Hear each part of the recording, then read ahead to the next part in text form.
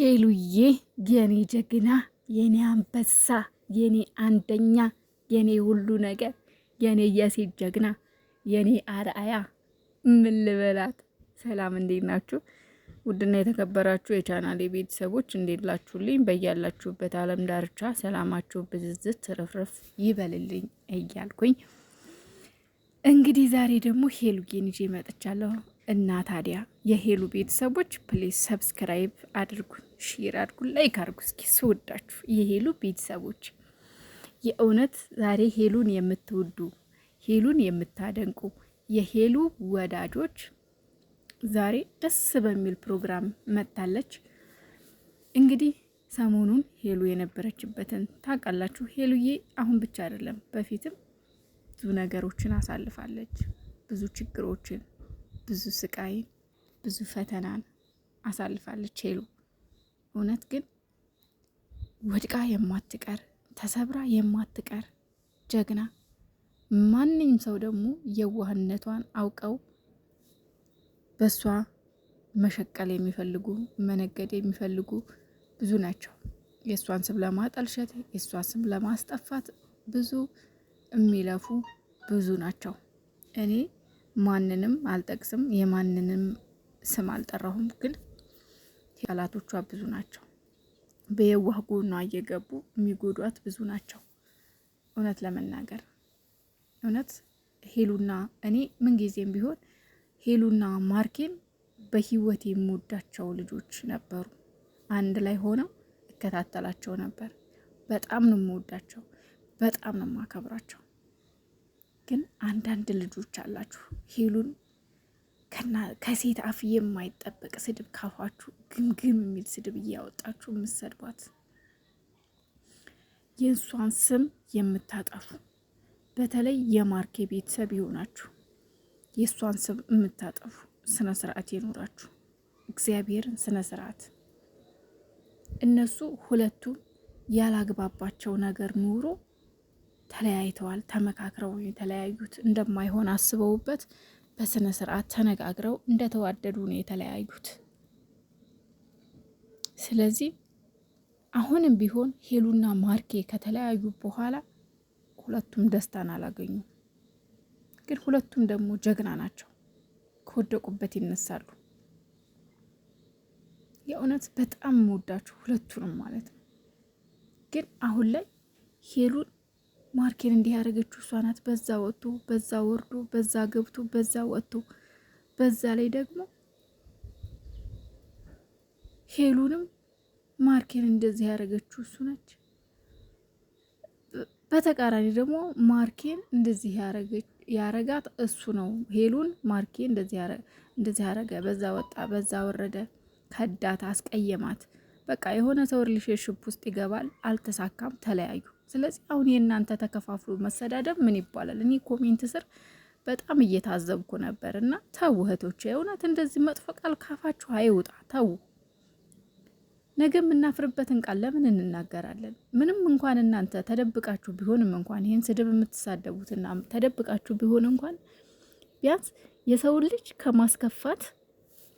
ከማስከፋት ይልቅ ቢያንስ እናንተ እነሱ ማይመቿችሁ ከሆነ ለምሳሌ ሄሉ ማትመቻችሁ አይነት ከሆነ አትይዋት፣ በቃ አታስቀይሟት፣ አታስተዋት። በቃ ማስደሰት ባንችል እንኳን መውደድ ባንችል ግን ዝም ማለት እንችላለን እኮ። የምንጠላት እንኳን ከሆነ ምናልባት እናንተ ልትጠሉ ትችላላችሁ፣ ላታስቧት። ማለት የሆነ አንድ ሰው ዝም ብሎ የማይመቸው ሰው አለ አይደለ?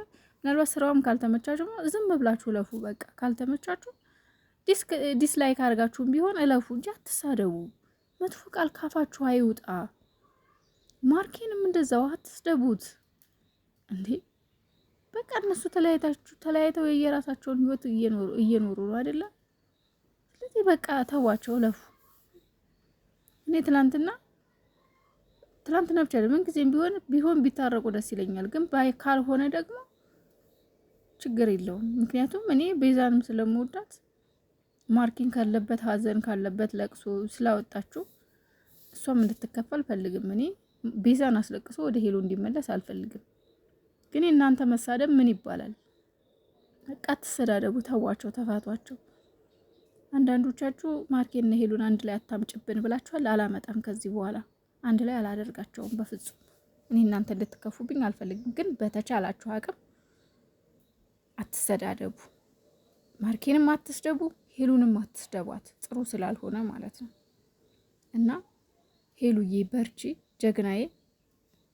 እውነት በጣም የሴቶች ጀግና ናት። እኔ ሀይሚና ሄሉን በጣም ነው የምወዳቸው ከዩቱበሮች በጣም። ያ ማለት ደግሞ ሌላውን ጠላሁ ማለት አይደለም። እኔ ያልተመቸኝ ሰው ካለ ወይም ደግሞ ያመጣው ሀሳብ ካልተመቸኝ ዝም ብዬ አልፋለሁ እንጂ አልሳደብም። ለምን እሳደባለሁ? ምክንያቱም የእሷ ሀሳብ ለሌላው ሰው ይመቸዋል። ለእኔ ባይመቸኝ ለሌላ ሰው ሊመች ስለሚችል ለምን እሳደባለሁ? እኔ ለምን አስቀይማለሁ? ሁለተኛ ስድብ ደግሞ የኛ መገለጫ አይደለም፣ የሰው ልጅ መገለጫ አይደለም። ስድብ መጥፎ ነገር ነው። እና ቤተሰቦቼ ሄሉዬ እንግዲህ ያው በአዲስ ነገር መታለች። እንዳያችሁት ፎቶ ላይ የሆነ ልጅ አለ። ፕሮግራሙ ምን እንደሆነ ባላቅም ይሄ ልጅ እንግዲህ አዲስ ነው፣ አይቼው አላቅም። ምናልባት እናንተ ልታውቁት ትችላላችሁ፣ እኔ ግን አላውቀውም።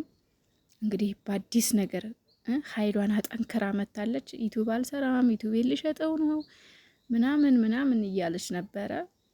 በጣም ብዙ ሰው ዩቲዩብሽ መሸጥ የለበትም እንዲሁም ደግሞ ከዩቲዩብ አንቺ መጥፋት የለብሽም፣ የምትሸጪው ስለምንድን ነው የምትጠፊው ስለምንድን ነው ተብላ በጣም ብዙ ሰው ተቆጥቷታል፣ ብዙ ሰው መክሯታል፣ ከኔም ጭምር። ምክንያቱም ለምን ብለሽ ነው ጠላትን ለማስደሰት ዩቲዩብሽን የምትሸጩ? ለምን ተብሎ እንደውም ለጠላት እኮ ጀግኖ ማሳየት ነው፣ ክንድን ማሳየት ነው እንጂ የምን ወደ ኋላ ነው? የምን ወደ ኋላ ማለት ነው? ክንድን ማሳየት ነው። እንደውም ለጠላት ጎብዘሽ ተለውጠሽ ጠንክረሽ ማሳየት ነው እንጂ የምን ወደ ኋላ ዩቲዩብ ሊሸጥ ነው? እንደዚህ ነው። የምን መሸጥ ነው? ጠንክረሽ ማሳየት ነው። እንግዲህ ኃይሏን አድሳ ጥንካሬዋን አድሳ ዛሬ ተከስታልናለች። በአዲስ ነገር፣ በአዲስ ላይፍ፣ በአዲስ ህይወት መታለች። ውዶችዬ ሰብስክራይብ አድርጉኝ፣ ላይክ አድርጉኝ። ማታ ቪዲዮን በጉጉት እንጠብቃለን ምን እየተካሄደ እንደሆነ ሄሉ ጋር። እግዚአብሔር ሰላሟን ያብዛልን። ለማንም ሰው ቢሆን ክፉ አትመኙ። ክፉ መመኘት መልካም አይደለም። ለማንም ሰው ቢሆን ማንም ሰው ቢሆን በዚህ ምድር የሰው ልጅ በሙሉ አይከፋ። ብዙ ነገር አሳልፈናል። እነሱ የተለያዩ ጊዜ እውነቴን ነው የምላችሁ፣ በጣም አልቅሰናል ሁላችንም። ስለዚህ እግዚአብሔር አልፈቀደውም። እሱም ባለበት ሰላም ይሁን፣ እሷም ባለችበት ሰላም ትሁን። እሱም ባለበት ከፍቶት ማየት አልፈልግም እኔ በበኩሌ። እሷም ባለችበት ደግሞ ከፍቷት ማየት በፍጹም አልፈልግም፣ በፍጹም። ስለዚህ ፈጣሪ እነሱን የሚያስከፋ ነገር ያርቅልን።